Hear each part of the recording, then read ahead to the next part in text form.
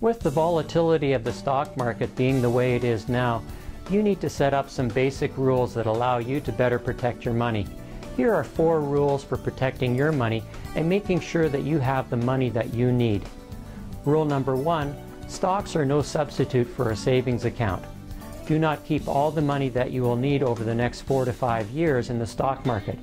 Put these dollars somewhere safe, such as certificates of deposit, savings accounts, or U.S. Treasuries.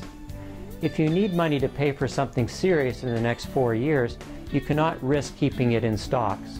For example, if you have a child going to college, or you plan on buying a home in the same time period, or you plan on retiring, then keep some of your money out of the markets.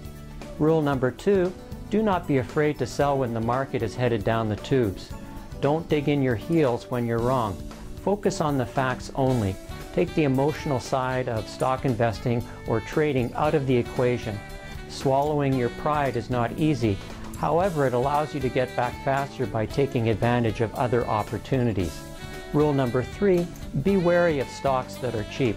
When the economy is going down the tubes, for many companies the multiple becomes in fact one of the best ways of measuring value. When comparing 2 or more companies, look at each stock's PEG ratio, its price to earnings to growth rate. The PEG is the PE multiple divided by its growth rate.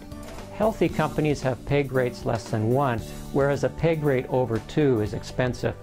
If you own stocks purely because you think they're cheap based on earnings and they're not working out, it might be time to cut your losses. Rule number 4, look at the balance sheet for excessive debt. Avoid companies with too much debt, especially if the debt comes due within 18 to 24 months of the onslaught of a recession. Look at the company's balance sheet to determine if the total current liabilities can be paid off with the expected cash flow over the next year. If not, then avoid this company. To your success as an investor.